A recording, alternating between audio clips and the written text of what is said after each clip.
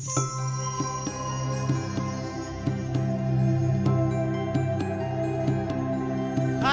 this is In the Moment in Bed. I'm Nigel Campbell. I play Kyle in The Moment, and tonight I'm in bed with quite a few different boys here. Who am I in bed with? Wow. You're in bed with Alan from England. Okay, Adam from England. I'm Wade from Vegas. Okay. I'm not really in bed, actually. I'm just behind the bed, so go next. Okay. And you? John from LA. John from LA. Okay, awesome. So I'm in bed with all of these lovely men, and I just have some questions for you guys. Over time, over the last 25 years since HIV has really kind of been on the scene, I feel like perceptions have changed. Do you guys agree with that? And if so, what do you feel like the perception of HIV is now versus then? Absolutely. I feel like the perception has changed, and a lot of people think that, oh, a lot of my friends are HIV positive and they're fine and blah, blah, blah, blah, and so why not just do whatever? But what they don't understand is that they really need to be protecting themselves, and that perception is a negative. The fact that there has been so much to promote and to help the whole movement for a cure, and we've come very close. A lot of people feel like it's very safe, and it's not, and I think that's what needs to be taught. Any other thoughts on that point, guys?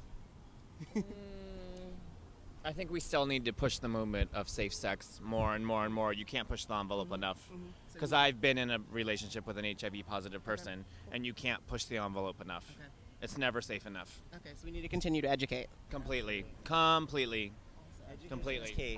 Education is totally key. I think the education needs to start in schools, because I know for me, I don't know what the system's like in America, but coming from England, they teach you sex education. They don't necessarily teach you about gay sex.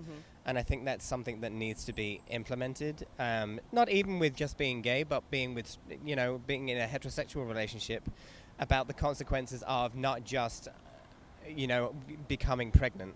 They don't nobody talked to me about HIV or STDs or anything like that. It was always about. And what do you do? Exactly. Okay, I'm 33 years I'm old. kidding. I've never had an STD, just so you know. I may have one now. I'm in bed with 5 men. My God. So this question kind of applies to all of you, since you're kind of a circle of friends. Within your circle of friends, in this circle or outside of it, is this something that comes up in conversation? Safe sex, testing, all of that. Is it something that's a topic? Yes. Constantly.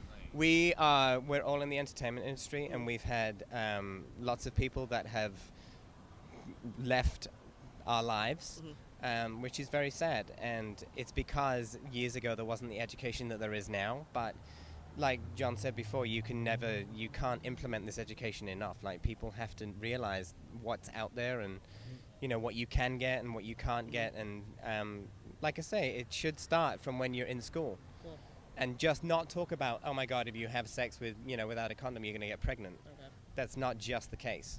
I think right now what's more important than teaching somebody don't have sex, it's going to happen.